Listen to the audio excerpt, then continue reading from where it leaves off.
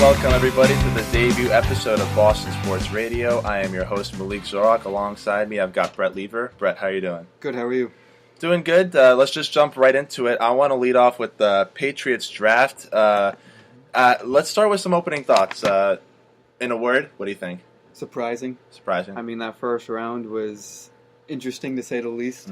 Definitely don't agree with that 31st pick.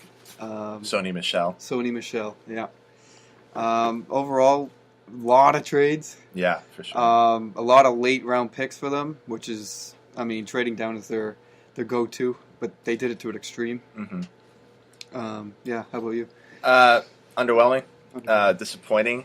As a Patriots fan and a follower of the team, you expect the defense to be addressed early and often, especially after giving up 41 points to Nick Foles in the Super Bowl and only being able to force them to punt once. I thought defense was going to be a heavy influence on this draft, and they go out and their first two picks, their two first rounders are offensive players, right? And they pick Isaiah Wynn, who is an undersized tackle. They project him to be a guard, and you pick Sony Michel, both out of UGA.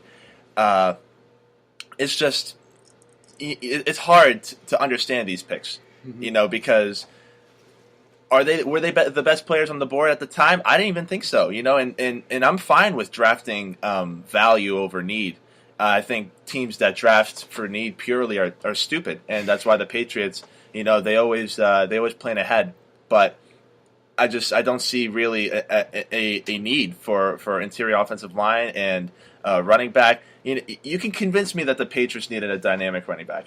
I looked at the running backs. They had Burkhead. They have Gillislee, Jeremy Hill, James White, Brandon Bolden. I could definitely see them needing a 3-down back, someone who can run it and pass it, or catch the pass, because I think one of their issues in 2015, that season sticks out to me because you have LeGarrette Blount, they're going to run it. Yep. You have James White out there, they're going to pass it. So I'm fine with a running back. It's just you don't draft running backs in the first round, and I think history proves that. You see the running backs drafted in the first round recently. You got Leonard Fournette, Christian McCaffrey, Ezekiel Elliott, Todd Gurley, Melvin Gordon. I think only one of them has really led their team to playoff success, and that's Leonard Fournette. And you look at the running backs that were not drafted in the first round recently. You have recently Dalvin Cook in the second round, Alvin Kamara in the third, Kareem Hunt in the third, Derrick Henry, Jordan Howard, David Johnson, Jay Ajayi, Devontae Freeman. They're all in the later rounds, and I don't think the running back position is that important in today's NFL. But you can convince me that the Patriots needed one. That's what I'm trying to say, and I'm trying to say that it was stupid. Very, very stupid to pick a running back in the first round. I still can't believe that pick. When they were up 31st, Brett, I was watching it. I was convinced. I was convinced they were taking Lamar Jackson. That's the perfect spot to take a quarterback. You're paying them very, very cheap compared to other quarterbacks. You're going to get that 5th-year option if you want to exercise it, if he turns out to be something good. If not, 4 years and you're done. You declare him a bust. But to pick a running back in the first round, I'm baffled by it. I'm very disappointed by it. I was expecting like a linebacker at least, or something, if they're not going to take a quarterback. I wasn't really high on Lamar Jackson. I don't know about those mobile quarterbacks out of college. He's more like a run first, I feel like.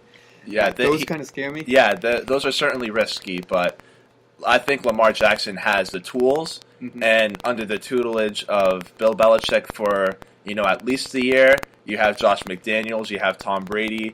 And Tom Brady was even endorsing Lamar Jackson pre-draft, so I think they would have had a much better relationship than Brady and Garoppolo had, especially with Brady at the tail end of his career. I don't think he's going to feel threatened by Lamar Jackson one bit.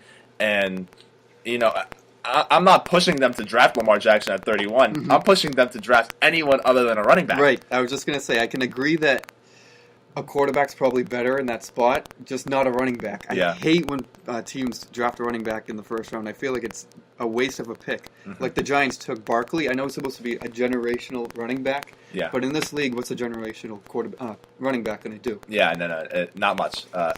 You can tell me that the running back's going to become Barry Sanders, and I wouldn't care. Right. You're not drafting him in the first round. Yep. Just what's the last team that has won with their center focus of the team? I'm not saying of the offense, because then you can bring up Seattle from a couple years ago. Sure, Marshawn Lynch had a huge deal in that, but why didn't Seattle win that Super Bowl and go to a second straight? Defense. They had a legendary defense, and that's why they got there. Plus, did Seattle do anything before they got Russell Wilson? Nope. People forget that. Yeah. They had Marshawn Lynch there for a while. They had a good defense there for a little while. Mm-hmm. Nothing happened until they got the quarterback. Well, I was going to say that they had the defense, but the quarterback, he's really good. He's not like some average quarterback. Big-time performer, too. Good quarterback with great intangibles. Yes. I think he was huge in the Super Bowl. The defense was number one in the first Super Bowl they won. And he was just, I think, if the defense stifled, I think Russell Wilson would have been the reason why they won that Super Bowl, not Marshawn Lynch. For sure. He had a terrific Super Bowl against the Patriots. Right. And that wasn't Marshawn Lynch. They didn't even hand it off to him at the end. So you have a good running back, the coach is going to screw it up. It's just not smart, in my opinion. Their later round picks, they're later round picks for a reason. They're developmental prospects. I do like the wideout Braxton Berrios, I believe is his name. Berrios? The slot receiver. I think that was a good pick just because you lose Amendola, and Edelman's not getting any younger. He's coming off an ACL injury. I'm not expecting him to come into his rookie year and become an impact player, but I did like that pick along with the linebacker Christian Sam. I think he doesn't post good intangibles. A 40-yard dash, he ran like a 4.75 or something like that. Yeah. So he's not fast, but he's got really good instincts. We'll see how those two fit in. I wanted to give you 3 takes on the draft as I'm watching and I'm mustering these takes, as I'm laying down on my couch. Yeah. The first take I had, you don't like Mayfield, correct? I'm not a Mayfield guy, no. And so the Browns picking him first overall to you seemed logical because they are the Browns, and they found another pick to screw up. Yeah. I think they picked Mayfield number 1. I think they wanted to go Barkley 1, Mayfield 4. That's what I think. I know, right? And in your world, that's even worse. I think Mayfield's going to be good. I didn't buy in at first, but he has a strong arm, man. He's got a cannon, and he's smart. He's a football player. I don't like the people comparing him to Manziel. I don't think. Yeah, I don't agree with that either. I don't think they're even close. Manziel doesn't have half the heart that Mayfield does have. But Manziel was just a mess. Yeah. The thing about Mayfield, he'll be tested on will be his ability to read defenses and to make those throw in tight spaces. Yeah, for sure. But the thing that he did well was Georgia. He put up points against Georgia, which is a very good defense. Yeah. As close to an NFL defense as you're going to get.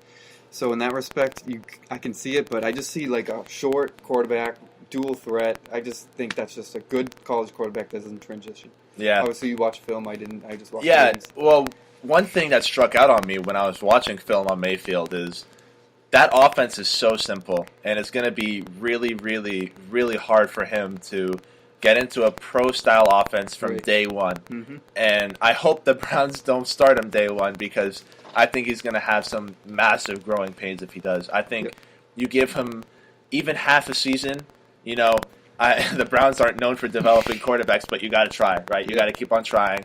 And so back to my take, I think they wanted to go Mayfield 4. And who's number 3 is the Jets. Mm-hmm. And I think the Jets scared the crap out of them because I don't think the Jets wanted Mayfield.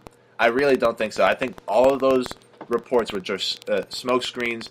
And I think they baited Cleveland into taking Mayfield number 1 because they wanted Darnold at number 3. Mm-hmm. And I guess the Jets had a feeling that the Giants were going to draft Barkley. There was heavy interest in that. It seemed almost a sure thing. If Cleveland weren't to pick Barkley number 1, the Giants were going to take him number 2. And so I think the Browns really wanted Barkley, but they had to settle for Mayfield and Ward at number 4 instead of their dream scenario, which would have been Barkley and Mayfield at number 4. That's number 1. Number 2, back to the Patriots. Sony Michel, 31, to me did not seem very characteristic of the Patriots. And you remember the last time they drafted a running back? Lawrence Maroney. 12 years ago, Josh had a heavy hand in that. Mm-hmm. So much that when Josh became the head coach in Denver, he traded for Maroney. believe it's for a 5th-round pick or something like that. But Maroney was a McDaniels guy. Yeah. And I think McDaniels had a heavy hand in this one, too. I mean, I'm not going to go so far as to say that Kraft told Belichick, listen, you got 23, I'm giving Josh 31. Yeah. I'm not ruling that out. But I definitely think that McDaniels had a huge hand in drafting Michelle. My third take is about Wynn. I don't think you're going to be seeing Shaq Mason after 2018. Interesting. I think they're preparing for him to cash in on some of the guard money that some guards are making, like Kevin Zeitler, I believe it was the guard who played in Cincinnati, signed a record-breaking deal with the Browns. Mm-hmm. Yeah, the Browns.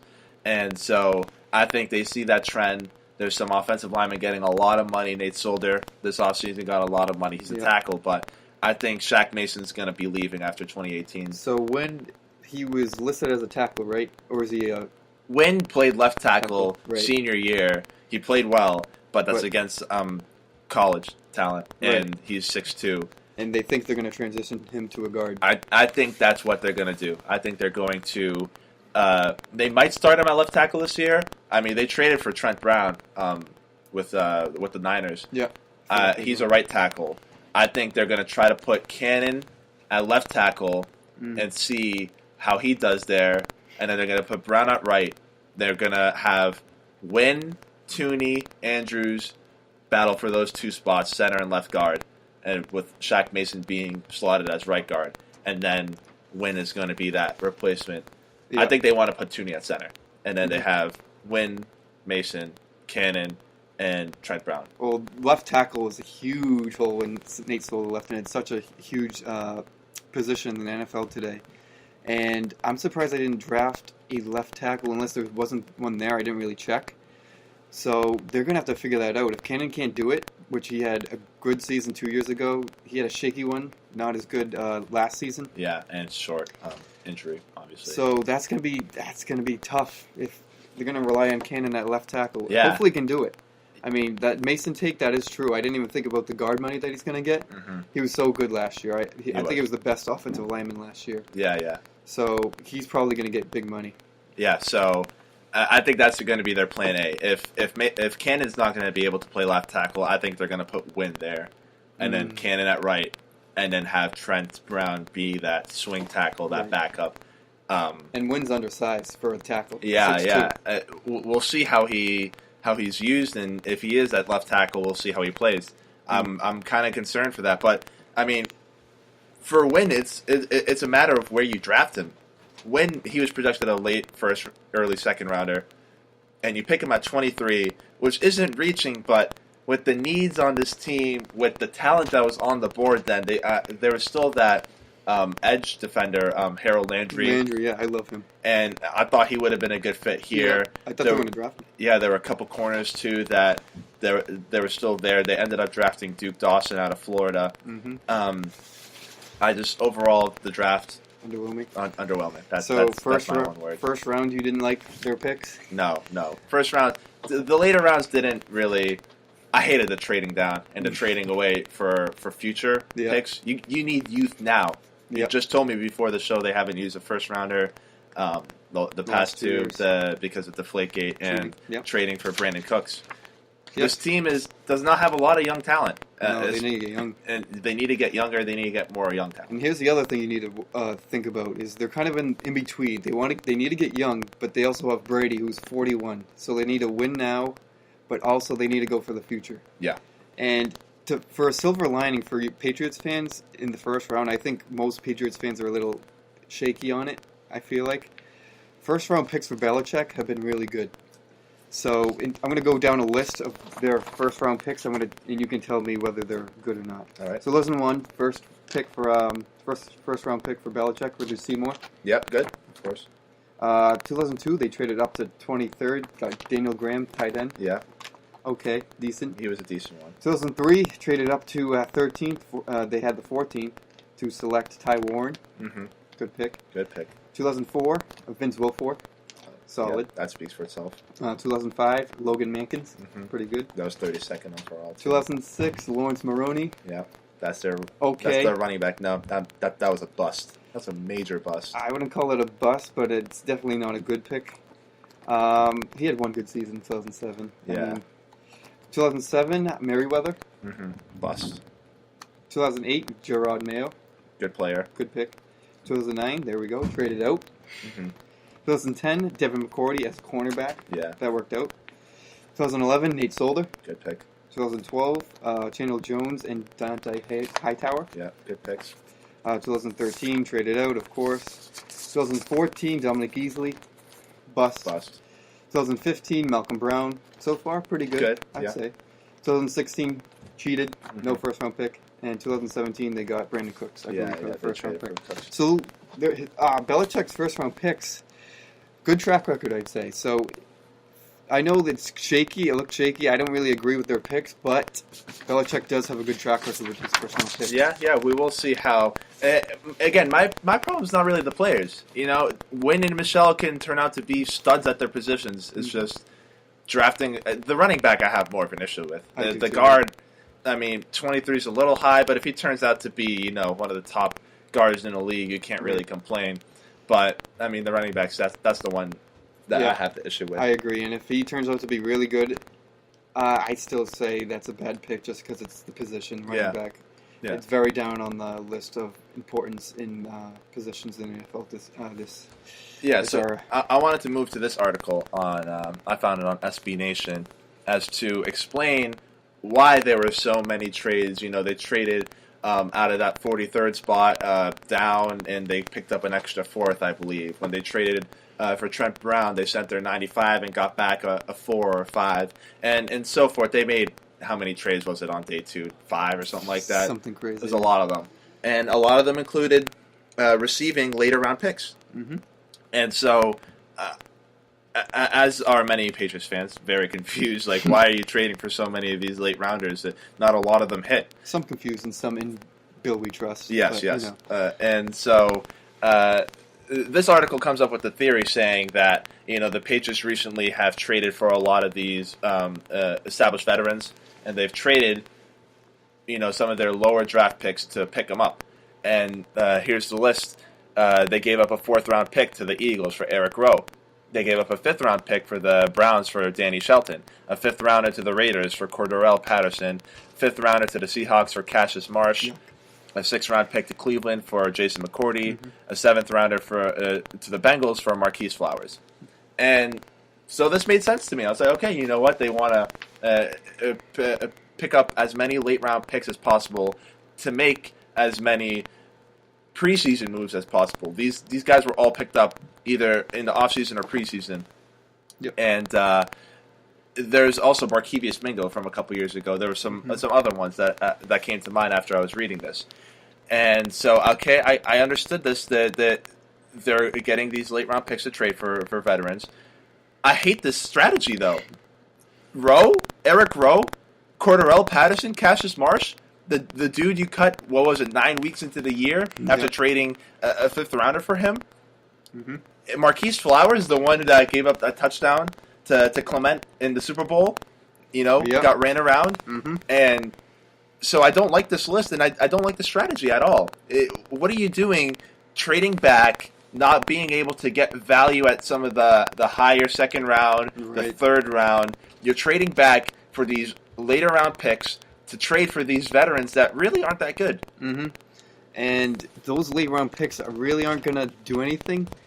But these are like practice squad players. I mean, Cassius Marsh was a borderline disaster. Oh yeah, that's why they cut him. Could not set the edge for his life. And obviously, that Jimmy Garoppolo deal could turn out to be one of the biggest steals in NFL history. Yeah, there's a theory going around why they traded the 43rd pick so many times, and it's because he wants to cover up the tracks. I heard that. Which, I mean, I don't believe that one, but it is interesting. Yeah. And I wanted to go to one last story on the Globe, written by Ben Voland. There was a lot of interesting stuff in here. He basically sums it up saying how disappointing this draft was. In a word, yuck. My word, yeah. I would It's a great word to use. Where was that speedy linebacker they badly needed? I'm quoting from the article. Or the pass rushing help, Landry. Apparently the defense that allowed 41 points to the Eagles and only forced one punt has been fixed in free agency. Do you believe that Bill Belichick has fixed this defense? No. Not yet. How could you? I know. They didn't draft a defensive player until second round. Okay, that's fine. But then they start using their linebackers in 5th round, 6th round. That first linebacker they drafted, I don't know how good he's going to be. He ran a 4.8 40. Apparently it's just a run-stopping linebacker. Do we really need any more of those? No, you can just find those on the street, too. Yeah, exactly. I mean, we need... playmakers. Yeah. They need playmakers, and people are counting on Dante Hightower to come back. I ask you guys, are you confident he's going to play all year long? Yeah. I wish I had the list of the games in front of me, but... I believe he's only played one full 16 game season. Really? I'm surprised. I think that was his second year. And ever since then, it's been, 12, 14, 12. And last year, he's out for the year. And with this defense, he's huge, and you're going to rely on him. You need a depth at that position. For sure. And there are also fans saying that their third-round pick, Derek Rivers, who was injured in training camp last year, torn ACL, missed the whole year, and they're counting on him to become a difference maker. Mm-hmm. Other than reports coming out of camp from beat reporters saying that he looked good, how much can you trust this guy? Right. He's a rookie, essentially. He hasn't played a year. Mm-hmm. He's coming off an ACL. It doesn't look good to me as a Patriots fan, especially on the defensive side of the ball. And this is why that Sony Michel pick was so dumb. I mean, you need a linebacker there. Harold Landry was there. I don't get it. Yeah, your offense is fine. You're scoring plenty of points. You're first or second or third in the league in points per game basically every single year, as long as you have a healthy Brady. And you pick a running back instead of defensive help. It's just that just baffles me. And the front seven was absolute garbage without Hightower last year. Yeah. And I don't even know if Hightower can fix that himself, to be honest. Exactly. So I wanted to move forward to the Celtics. Mm-hmm. What were some of your thoughts on the first round against the Bucks? Well, typical NBA series, home team wins. That makes a huge difference. I feel like the Bucks have the better player in Giannis. Yeah. And I feel like in the NBA that should get it done. Yeah. There's one factor, Brett. Stupidity. I was just going to bring that up. It's bad coaching. That's one of my thoughts. Bucks could be a way better. Giannis' support cast is not bad. It's decent. No, Chris Middleton's a good player. Middleton's a good player. I've always liked him. He's a good shooter. He can score the ball. And you know what? I think the Bucks are a better team. I think the Celtics are deeper, but depth in the NBA doesn't really do much. Yeah, in the postseason. And if you have that single player, which the singular player, the Bucks do, in Giannis, I mean, it's kind of underwhelming what they did. Yeah. The Celtics really, I think they proved something with this series. Mm-hmm. I know a lot of people were, disinterested after Kyrie went down. I still found them to be an interesting team. Mm-hmm. I wanted to see how these young players performed in the playoffs. I wanted to see if Al Horford can come through, and he answered the bell. In Game 7. He had a terrific Game 7. He had a really good postseason. Right. And, I thought it was a really, really fun series to watch. There was a lot of controversy. The refs... I thought a lot of people were saying that the refs did a bad job. I kind of liked it. They let them play. Yeah. There was a ton of physicality. Yeah. And it was really fun to watch. All 7 games were pretty good, other than there were a couple blowouts in there. But I'm for with the refs flowing the whistle. I feel like it's just better flow. When you have those fouls, every single play just ruins the flow, ruins the game a little bit. But, I mean... Like you said, the Celtics were intriguing. I mean, Brown and Tatum, even if they're inconsistent, they're fun to watch. Oh yeah, that's right. I have a huge crush on Tatum, and that kid's gonna be good. Both Tatum and Brown did really well. Right. Tatum a little less. He was a little inconsistent. Right. Especially with the 3-ball. I thought there was some open threes that he missed that he usually makes in the regular season. And I think Brown proved something. I think he rose his stock. He was Big driving time. to the basket. He was making those threes. Yeah. When he's on, he's really, really good. Right. He had 34 points in Game 4. Mm-hmm. He can be a difference maker if he reaches a high ceiling. And then Tatum I love too, but... Yeah, he had 30-something in Game 6 too, I think. Yeah. So yeah, overall, good series for the Celtics. Mm-hmm. Brad Stevens is, I think, vindicated. He can win you around. I think that much. That proved it. Yeah. Yeah, I think that much is fact now. I think coaching was the difference maker for sure. The Bucks there. Oh, if the Celtics lost, Game 7, I would have lost my freaking mind. Right. That team is stupid. The Milwaukee Bucks. Eric Bledsoe. That guy's a loser. Right. That guy belongs in Phoenix where he just was. That guy is an ultimate loser. And they got good players, like you said. Chris Middleton, Giannis. Thon Maker. Yeah, I was about to say Thon Maker brought some magic. Yeah. They have Matthew Dellavedova, who, he's nothing special, but he's a ratty player off the bench. And like I said, I think the better team on paper, talent-wise, lost. Yeah. And Brad Stevens, I'd agree. Coaching definitely mattered in this series. Yeah, I think that was the difference. And I'm not a big Brad Stevens guy, and I think that he's overrated to the Celtics fans. They want to put him in like a statue outside TD Garden already. Yeah. But I can give him his credit. He definitely proved himself in the series. All right, let's go to our three duds of the series. Brett, why don't you go first? Number one stud. All right, my number one stud. This is best, obviously. Yeah. Okay. So I have Jaylen Brown. Mm-hmm. I think he, as I said before, rose his stock. He had 17.9 points per game in the series. He changed his ceilings. I think his ceiling rose. He had 34 points in Game 4, like I said, 20 in Game 1, 30 in Game 2. I think he was just a big factor in this game. He showed a little inconsistency, but I think he was definitely a difference maker. That Game 6 step back, I think it was Game 6. Oh, yeah. And he drilled that three. Yeah. Both him and Tatum did the same exact move in different games. My number one was Al Horford. And I like Al Horford. A lot of people that talk with me regularly think I don't like him. I like him. I just think, he needs to be more aggressive. Because when he is, he can score. And you saw 26 in Game 7, and he was fired up, man. He was flexing on everybody. And I like him when he's aggressive. But too often, I find that he's, a little too passive. But 18 points per game in a playoff series, I think that's pretty good. He shot 44 from 3, 9 rebounds a game, 8.7. And he, again, quarterbacked the offense like he always does. And I thought he played terrifically defensively throughout the series. He kind of faded towards the end of the year. There were a lot of really poor defensive games from Al Horford towards the end of the year. Yeah. But Horford definitely stepped up in this series. That's my number two stud. He definitely stepped up, and I think one of the reasons why people kind of are down on Horford is because he kind of disappears in the fourth quarter sometimes, and I think in this series, especially in Game 7, he did not disappear. Like you said, 26 points in Game 7, 8 boards. He's very consistent, and he logged a ton of minutes. He was very important.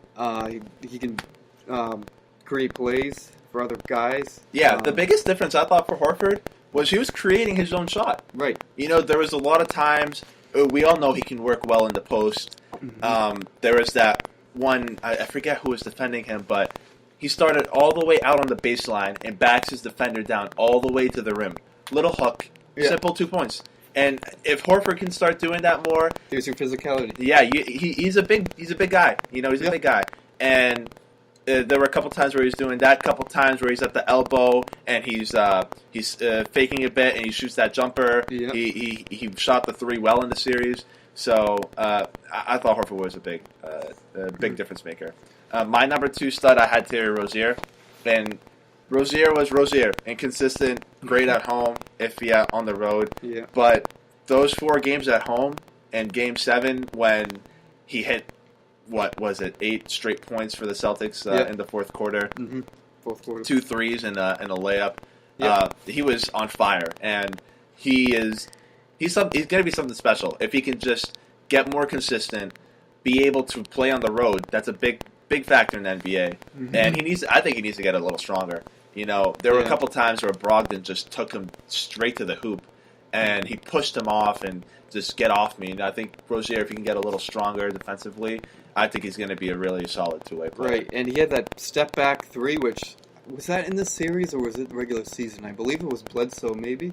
where he stepped back, Bledsoe kind of. Oh yeah, no, that was game one. Game one. Yeah, I thought so. Game one. He just drilled it, and I think offensively he's really good. He just needs to be consistent, like you said, and defenses definitely need to be improved. But all right, number 3. All right, number 3. I'm going to go a little off the map here, and he only played in 2 games? Marcus Smart. Mm-hmm. I think he brings an intangible factor off the bench. He's a spark plug. He makes those clutch plays in the fourth quarter, those little clutch plays.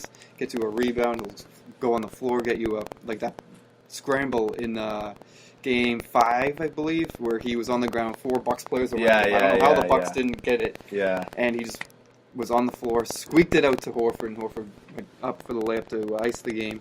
So Marcus Smart, I think, was huge, and I think he'll be huge against the Sixers coming up. Yeah. I was considering Smart. I was just like 3 games, so I kind of left him off. But right. I could definitely see where you're coming from. I don't know. I don't know why Celtics fans hate him so much. You know, like, yes, he takes those stupid threes sometimes, and he flops, but he's a team's identity. Yeah. Without him, they play so soft sometimes, right. And I'm just like, you guys need to toughen up. And Marcus Smart is just that perfect 6-man role, that 7th-man role on a championship team. He's a free agent after this year, so it's going to be interesting what they do. Very interesting. But Smart was definitely an impact. And he's going to get paid. Well, I don't know if he's going to get paid. Well, that's a separate topic. Yeah. We'll get to that in the offseason. Right. My number 3, I had Jaylen Brown. You already mentioned him, but Jaylen Brown, he like you said, his stock rose. And if he can consistently hit the 3 and consistently not turn the ball over, I think his handles, is his question mark. Can he create his own offense? We don't know because he's not too strong on the ball, but when he's going, he's good. Mm-hmm. So number 3 duds. I'll go number 1. Yeah. I had Marcus Morris number 1, and that's not to say that he played a bad series because I don't really think anybody on the Celtics. I had a hard time with this list. Yeah, but Marcus Morris, I feel like we know this. When you pass it to him, it's most likely not going to another player, and he's good to have that guy off the bench when there's not a lot of scores on the floor. You just give him one-on-one, let him do what he can do. But I thought there were a couple times when he was just too aggressive. And he had the opportunity to make the extra pass, and he just wouldn't. Mm-hmm. He wanted to shoot that, and so what do you do with him? You just keep him on the bench and you put him in when you need that offense. But I thought he was okay. Yeah, in the series. Yeah, he was fine. It was just a hard list, like you said. Yeah, he's a good player coming off the bench, and he is a little too aggressive, but he's good. Yeah. Your number 1? So my number 1, I went a little out of the box here. Bucks coach. Mm-hmm. Forget his name. What's his name? I have no idea. Clue. They mentioned it multiple times, but I couldn't care less because that guy is awful. He's awful. We touched on it. He has great talent. Giannis, I think Giannis has to be one of the top players. Top players in the league. Like his size, his speed, his defense. That step back. He covers so much ground going backwards, you just can't get a hand in his face. Exactly. And his wingspan is just ridiculous. Yeah. And I don't know, the Bucks just have this, he has a decent cast around him, and I don't know, just horrible coaching just cost him in the series. Stupid team. My number 2, I had Tatum. As much as I love him, I thought he was way too inconsistent. Game 7, I thought he had a decent game, but Tatum, what more can you expect from a rookie? I'm not asking him to, consistently drop me 20 points a game. Right. But there were some open threes that he missed. And every time he misses an open 3, I just throw my hands up in the air because he can make it. Yeah. And especially when he's missing them consistently. And I thought way too many turnovers, too. Mm-hmm. I think sometimes he just relies on the refs calling it, And they weren't calling many fouls in that series. So Tatum, I thought, sometimes he just drove to the hole, turned it over, and he can improve, I'm saying, in the second series. Yep, I'll touch on Tatum in a second. My number 2 dud was, again, I was hard time finding, Semi Ojeleye. He gives you 0 offense. I was looking at his stats. He logs a decent amount of minutes, and he only gives you, 2 points a game? Yeah, he did do a good job on Giannis. Yeah. He roughed him up a lot. I will give him that. He did a decent job on Giannis. Again, it was a hard list to find. Hard to list to find. That's my number 2 dud. All right, and my number 3 was Monroe. He didn't play that much. I thought Maroon, yeah. But when he was on there, he is slow, man. He is so freaking slow. He's a dinosaur, too. There were a couple times where I thought he was going to get a block because I've seen so many big men make that block, and they just see it's Monroe, and they're like, he's not going to get there on time. So I just, sometimes he's going to get exposed if you leave him in there too long. Did he even play in Game 6? Because he had 0 minutes, I think. I saw. Yeah, no, he didn't play in 2 games. So that's what I thought. Yeah. Okay. So my number 3 dud, Jason Tatum. Obviously, he's inconsistent. Reason why he's my number 3 is hard list to find. He was good in a couple of those games, but when he's off, he doesn't really score that much. I think he had 2 points one game. I forget which game that was. But yeah, just the inconsistency, and I know he's a rookie, so that's going to happen. But yeah, that's my number 3 dud. All right, and so the Celtics are moving on to face the Philadelphia 76ers. Mm-hmm. I'm excited for that one. I'm very excited, yeah. I think it's going to be a good series. I don't think the 76ers are going to blow them out. No. And I don't think they're going to win in 5 games. I think the Celtics are going to take them to at least 6. Yeah. I just think the Celtics are too hardworking, too good at home to lose in 4 or 5. Yeah. But this begs the question, because this is going to be a rivalry for a long time, it looks like. There's a little preview. Yeah, a little preview for what's up to come. Obviously, no Kyrie, which is not gonna be the exact future, but yeah. Preview. But the young players are the focus to me. Right. Exactly. So it begs the question: would you rather have Embiid and Simmons or Tatum and Brown? This is a good question, and I love Tatum and Brown. I think, well, first of all, I think Embiid is the best out of all 4 of those. Mm-hmm. And yeah, who do you think has the highest ceiling? I'd go Embiid and Simmons. I just feel like he's the big guy who can shoot the 3. He's quick. He's that big man that can spread the floor. Simmons he's a playmaker. I know he doesn't shoot the 3, so that's a big issue with me with Simmons. But it's close. I mean, Tatum and Brown, they have a high ceiling. Tatum, I believe, still has a higher ceiling, and he's a good shooter. And Brown can drive the hoop, and if he, like you said, if he gets those handles down, he'll be a great player. But I can't. So you're picking Embiid and Simmons? Yeah. I can't go against Embiid. I'm going Tatum and Brown. In one word, shooting. Yeah. In this league, today's league, it's all about shooting. And can you shoot the 3? Because if you can consistently shoot the 3, if you're down 20 in the third, 2 minutes later, you're within 2 points. And you've seen it so many times already in this postseason. Earlier today, the Pacers and Cavs. The Cavs were up, 15 at half or something like that? It was double digits, I'm pretty sure. And the Pacers just kept on shooting, and they kept on coming, and they made it a close game. Yeah. So I'm picking Tatum and Brown. Tatum's, shot 43% from 3 this year. He's going to be really, really good, I think. I think he has the potential to be 20 points per game. Brown, I think he has the higher ceiling, but I question whether he's going to get there. Mm-hmm. And he's just too inconsistent for my liking. And Embiid and Simmons, they're going to be good as well, but on the defensive end, Embiid's really good blocking, but Simmons is, kind of a liability. He's listed as a center, I'm pretty sure, or forward, but he's a guard, basically. He brings up the ball every time. He guards some of the guards on the other team. It's kind of like that Magic Johnson size. Yeah. I'm not saying it's Magic Johnson, but... Yeah, well, that's who a lot of people are comparing him to, but obviously it's hard to fill a Hall of Famer's shoes like Patrick Johnson.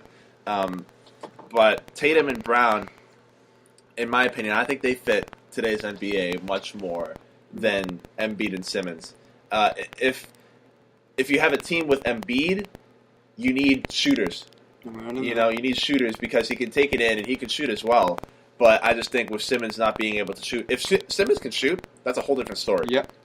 That's a knock on Simmons. Yeah, I think Embiid and Simmons are better than Tatum and Brown. Right. But I don't think Simmons is going to ever become that. I just feel like Embiid's ceiling is high, very high, like higher than Tatum and Brown's potentially. He has the length. He has the length and he has the shooting. But he also has the durability issues. Right. And this year, I think he played 62 games, I believe it was. Mm-hmm. Last year, it was like 30-something. Yep, that's definitely a question. So, does Embiid hold up? I don't even think he played back-to-back games this year. Will he hold up in the postseason, when you're playing every other night, essentially? Yep. And if they're going to go on a deep playoff run, how healthy is he going to be? In the first round, to me, Embiid was an impact. Yep. And you can just see how, if you have him as the center of your team, you're probably going to win a championship soon. Right. I think Embiid's special. And that's his potential. I think that's his ceiling. And Yeah. That's why I would take Embiid and Simmons. Mm-hmm. Even though I think Simmons is probably the fourth out of those. Yeah. And I do see your point with Tatum and Brown. The shooting is huge in this league. And I think Embiid can shoot. And he's a big guy. And I think he's a number one on the team. Yeah. That's why I just picked Embiid and Simmons. It's definitely close. Yep. Let's shift gears. Last topic. Boston Bruins. Yeah. They win Game 1 against Tampa 5-2. What's the final score? 6-2. 6-2. I checked out after 5-2. Yeah. Thoughts? Did you have any, thoughts on I wasn't surprised. I was obviously excited. I wasn't surprised because obviously the Bruins coming off that big Game 7. They have they have a little bit of a momentum, and Tampa Bay was on a bit of a rest. Yeah. So, and I think for whatever reason, the Bruins are a good matchup versus Tampa Bay, and it showed this year where they won 3 out of the 4 games. And their defense is really good. It's not Toronto's defense. Yeah. It's not as soft as them. And they got the checking lines too. They do have the checking lines, and their top line is better with Stamkos and Kucherov. That might be one of the best lines in hockey. Kucherov's freaking filthy. He's filthy. That dude's nasty. Sniper, playmaker. Yeah, his passes are unreal. Silky. Yeah, silky smooth. They're McDonough and Hedman. If those two are your 2 left defensemen, that's filthy. Yeah. 2 number 1 defensemen right there. Strawman on the other side is very good. Yeah. Top 4. Sergachev is their 3rd left shot. Yeah. Very good. Good young defense. The question I have for Tampa is their goalies, Vasilevsky. He was very shaky at the end of the second half of that season after the All-Star break. He had something like a 2.8, close to 3 goals against average, which is awful. Yeah, not good. So it's going to be him. I think it's going to be up to the goalies, and if the Bruins can stop the offense. Yep, it's always. And Tuukka's the question mark. Well, going into the series, I didn't make any predictions. I'm done making predictions in hockey. I'm done, frankly. I made a bracket and I was wrong probably 80% of it. So yeah, no, I can't make predictions with hockey. I'll make analysis. I'll give you some takes, but I'm not going to definitively tell you the Bruins are beating Tampa or vice versa. That being said, Tampa's freaking soft. Yeah, I thought that in the regular season. I thought if the Bruins faced Tampa in the postseason, I thought the Bruins were going to win. Because, my God, they have so much talent, but they just don't have that leadership. They don't have a guy like Zdeno Chara or David Backes that's just going to give you everything that they've got and just check you into the boards, make sure that you get punished for what you just did. They're just so freaking soft. And like you said, the goaltender's a question mark. Vasilevsky's got some potential. He played really well to start off the year. But the Bruins are just making him look kind of silly on some of these plays. And they did have some good passes and some shots that I don't think a goaltender is going to be able to save, like that the slap pass from McAvoy to Marchand. That was pretty nasty. Filthy. The tip by Nash, you can't really blame a goaltender on a tip. But the Bruins, they came out. I thought a little soft or a little tight maybe, because Tampa, they controlled that beginning of the game, and I was like, man, this might be a tough series, and Bruins turn around and go up 2-0. And I think what helped them is Rask I think he was really good in this game. Yeah. The 2 goals, I don't think you can blame on him. I mean, the skate blade coming off. That was ridiculous. Unlucky. I don't like that rule where they can't blow the whistle unless they have possession. Yeah, no, I thought that was a rule. It's only the helmet. I was confused because, I saw the scoreboard change and I was like, wait a minute. I thought this isn't going to be allowed because Tuukka can't go to his right. Literally cannot move to his right. Yeah, he cannot move to his right, moving left, sir, but I mean, he literally can't move to his right. And I thought the replay was just comical to watch because Tuukka's literally just trying to crawl over to the other side of the net. Yeah. And I felt bad for him. I'm like, dude, how could you allow such a goal? And he's throwing the blade in disgust. Very low-key dangerous, by the way. That's like throwing a knife. Yeah, well, that was pretty dangerous. But isn't it also dangerous to just have the blade chilling in the crease? What if somebody's falling on top of it, and goes around, cuts a player? Yeah, that's dangerous. And I thought, I guess by the letter of the law, that's not. That's the rule. Yeah, and I think that should be changed. Isn't it just so fitting that it's the NHL that has that type of hole where a goaltender can literally not move to his right. And that's just it's Play goes legal. on. Yeah, play goes on. No. And the first goal was obviously a deflection through a screen. Yeah. Can't blame him on that. And No, that was, I think, Grizzlick who screened Rask. And you got to either block that or you got to get out of the way. Yeah. You can't just stay in there and not block the shot. And I think it got deflected in front of Grizzlick, I believe. Yeah, through his armpit. Yeah, so no. It was an unlucky goal, but again, Grizzlick, you got to block that. And Tuukka made some pretty good saves. Oh yeah, there were I think 4 or 5 where Kucherov and Stamkos are just passing it to each other. Yeah. And I'm like, D-men, stop that. Yeah. Okay? That's going to the other side to one of the most prolific scorers in the league right now. Right. On both sides. You got Kucherov and Stamkos. Exactly. You don't want to give them open shots off those type of passes, And there were a couple of those East-West ones where he made the save, which was huge to see from Rask. We're going to have to see how he looks in Game 2 because typically... You can't get your hopes up about Tuukka. Yeah, and typically when Tuukka has a rest, he plays well. And when he doesn't have rest, he's shaky. Yeah. So I wanted to get to this question. Do you feel better or worse about the Bruins going to the Stanley Cup and winning a cup than before the postseason? Good question. I thought... Well, Game 7... Before Game 7, the question would be no. It would be worse. After Game 7, I feel they about the showed same. A lot of guts. Yeah, they showed guts. They showed what they showed against Carolina early in the season. They showed their resiliency with those comeback wins in regular season. So I feel about the same. Like I feel if they got past Toronto, which the other thing was I was surprised they went up 3-1 in the way they did. They scored a lot.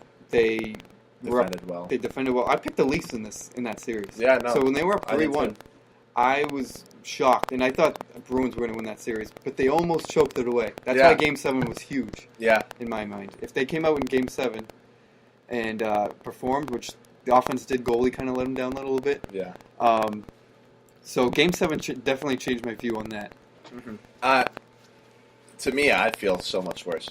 Really. And it's one position that's scaring me. Goaltender. Right. And Rask did not have a good first round. And whether he has a good second round or not, I frankly don't care. And Rask just scares the hell out of me because I don't know what to expect in a big spot. Game 7, and you allow 4 goals, and sure, 3 of them, I can't really blame them, but I feel like I'm in this situation all the time with Rask. Yeah. You can't blame him for his goals. Why not? Yeah. Okay. Oh, it was a tip. Okay, tips I'll give you. Breakaway. Can he stop a couple of them? Yeah. I know he was a Game 6 where he had an amazing third period. Yeah. But other than that, I felt like it was a breakaway and it's a goal. So I feel significantly worse. He's the third highest paid goalie too. Yeah. So I definitely agree with the goalie part, and I feel like if you get past the series, if you might get more. Like that Pittsburgh series of 2013, he was on.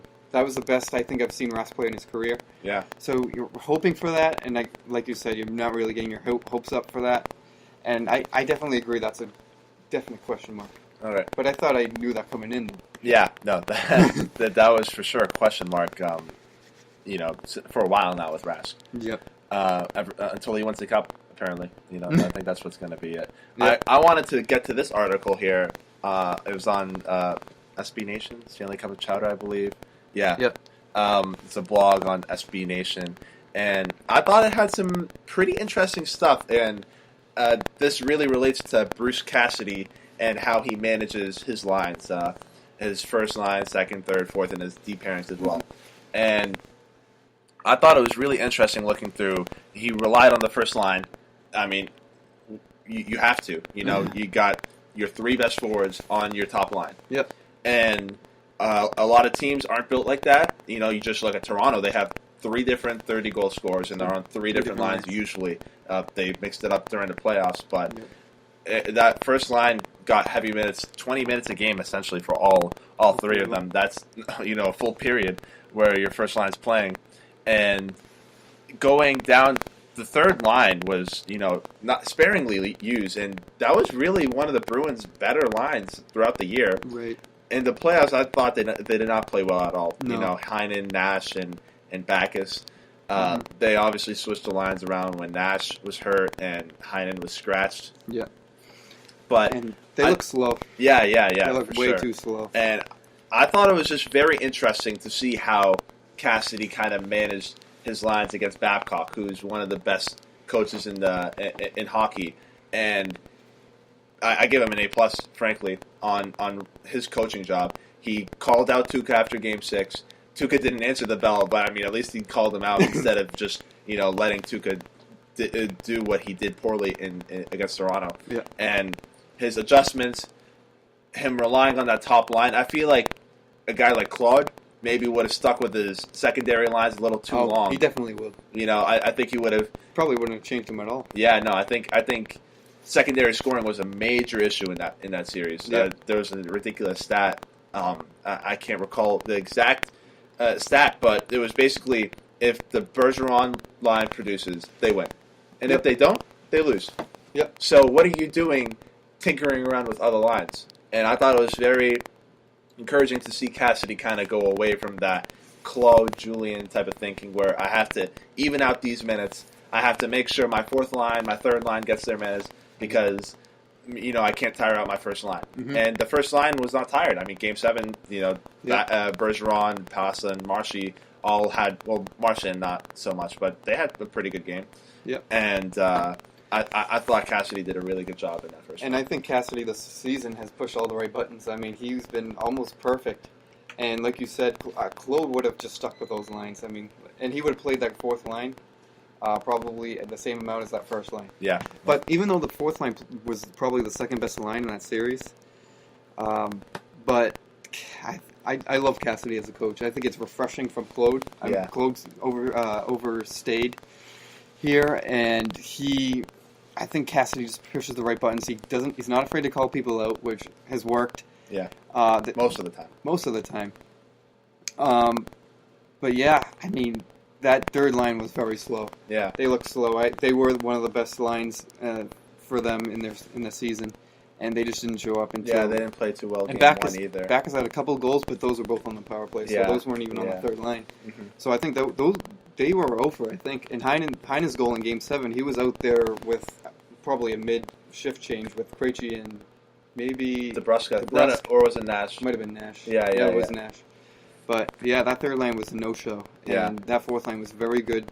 Second line was there and not. Mm-hmm. DeBrusk definitely had a great series, though. Yeah. DeBrusk is looking like a stud with each and every game. I just thought one little issue is playing that Krug-Miller pairing a little too much. Yeah. I think Grzelcyk is a pretty good player, and while McQuaid has his issues, I think if you play that pairing a little bit more, especially against some of the checking lines, kind of limit what Krug and Miller, because they're good defensemen, but when you're playing them too much, their flaws they get exposed. Yeah, and having Krug and Grzelcyk is a little disadvantage in the playoffs because they're both small. Yeah, I like both of them, but they fit on the third pairing as an offensive specialist, power play specialist, and Chara and McAvoy had to pick up the slack a little bit, but McAvoy kind of struggled a little bit, but Game 7, I thought he moved much better. I thought Game 1 he moved better, so I think we're going to get a better McAvoy coming forward in these playoffs. Yeah. Okay, well, that's it for the debut episode of Boston Sports Radio. Thank you for listening. It will be coming out every week on Monday, usually. I'm your host, Malik Zorrok. Brett Lever. We'll see you next week.